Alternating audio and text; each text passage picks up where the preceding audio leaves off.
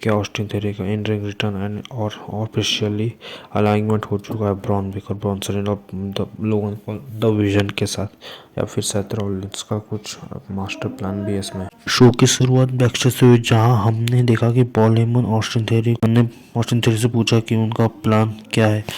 Austin theory ने बड़े cool बन के जवाब दिया कि लोगों को चेहरे से पहले एक्शन पे ध्यान जाए, इसलिए पिछले कुछ हफ्ते से मैं मास्क पहन के अटैक कर पहले देखने चाहिए मेरा चेहरा। बाद में उन्होंने कंफर्म किया कि वो द विजन सेक्शन को ज्वाइन करना चाहते हैं। मन ने स्माइल करते हुए इंटरेस्टिंग कहा, और साथ में ऑस्टिन थ्योरी भी इंटरेस्टिंग कहा, और चुपचाप वहाँ से पॉल हेमन चले गए।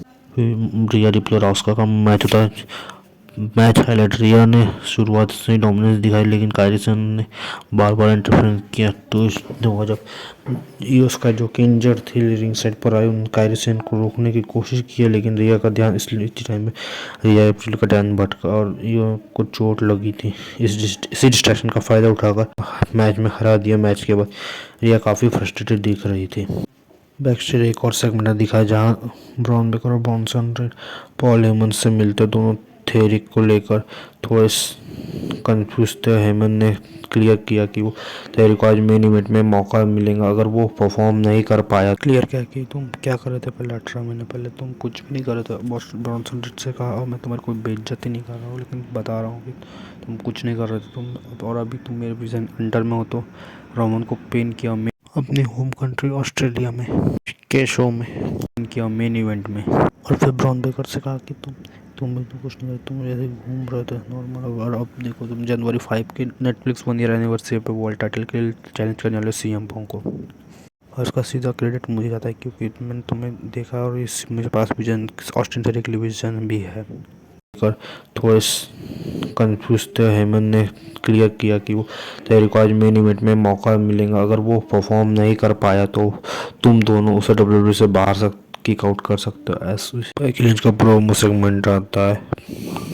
थोड़ा कॉन्स्पिरेसी थ्योरी स्टाइल में कहा कि उनकी वुमेन्स इंटरकॉन्टिनेंटल चैंपियनशिप छीनी गई और उन्हें वो नेटफ्लिक्स के बड़े ऑफिशियल से मिलकर आई है। फिर चैंपियन मैक्सिन डुप्रिन बाहर आए। उन्होंने मैक्सिन डुप्रिन ने बहुत ही कामली कहा कि बेकी लिंच को आप कोडो और रुकी हो, लेकिन इस रुकी ने आपको टैप आउट करवाया। बेकी ने अटैक कर दिया, लेकिन शॉक रह गए कि फैन जब मैक्सिन डुप्रिन ने रिवर्सल किया तो बेकी लिंच को एंकल लॉक में फंसाकर दोबारा टैप आउट करवा दिया मैक्सिन डुप्रिन ने। और कैरेक्टर अच्छा बिल्ड हो रहा है यहाँ से मैक्सिन का। इसके बाद mid card manager Jevon Evans और versus Rayo Americano. NXT star Jevon Evans अपनी स्ट्रिक विनिंग स्ट्रिक जारी रखी है। रेयो अमेरिकानो ने अपने साथियों एल ग्रांडे और ब्रावो के साथ चीटिंग करने की कोशिश की, लेकिन एवन ने अपने हाई फ्लाइंग और ओरोजी कटर से मैच जीत लिया। ऐसा लग रहा है कि एवन अब रॉ का परमानेंट हिस्सा बनने वाला है, लेकिन थोड़ा डाउट भी है। इनके फ्लूट तो अभी एनएक्सटी में रिकी स्टार के साथ चालू है ना। इसके बाद निकी बेला का सेगमेंट आता है। निकी बेला रिंग में आई, उन्होंने कहा कि क्राउड को उनके फुटबॉल टीम के लिए टीज किया। उन्होंने कहा कि लोग भूल गए कि वो कौन है, उनका निशाना स्टेफनी वकेर और वुमेन्स वर्ल्ड टाइटल पर है। उन्होंने कहा अनाउंस किया कि वो next week triple threat match का हिस्सा होंगी। इसके बाद इसके वुमेन डिवीजन से और एक मैच था बेली और रॉक्सन पर। इसको वुमेन डिवीजन का एक और ठीक ठाक मैच था। रॉक्सन पर जीतने वाली थी, लेकिन बेली को पिन किया हुआ था, लेकिन राकेल रॉड्रिगेज ने रेफरी को ध्यान भटका दिया, जो उल्टा पड़ गया कि उसमें ली मॉर्गन ने आकर राकेल को अप्रॉन से खींचा, और कंफ्यूजन का फ़ायदा उठाते हुए बेली ने फ्लाइंग एल्बो लगाकर रॉक्सन परेस को पिन कर दिया मैच में, और मैच जीत गई है। गुंथर ने आकर जॉन सीना का मजाक उड़ाया। उन्होंने कहा कि जॉन सीना एक बीच की तरह टैप आउट कर दिया और मैंने उसको टैप आउट करवाया है। उसने हार मान ली। सीएम पंक का एंट्रेंस हुआ वर्ल्ड चैंपियनशिप बाहर आकर उन दोनों के बीच में एक इंटेंस स्टेट में गुंथर ने बस हंसा और वहाँ से निकल गया। उससे फ्यूचर के लिए एक बड़े फ्यूड की नींव रख दी गई। और जाते जाते गुंथर ने चिढ़ाते हुए गए और जॉन सीना के स्टाइल में जो कि जैसे you can't see me justice करते हुए जॉनसन रेड बैकस्टेज खड़े थे। जब ऑस्टिन थ्योरी ने उनके पास आया, थ्योरी के चेहरे पर कोई मुस्कान नहीं, एक सेब गम चेहरे के साथ।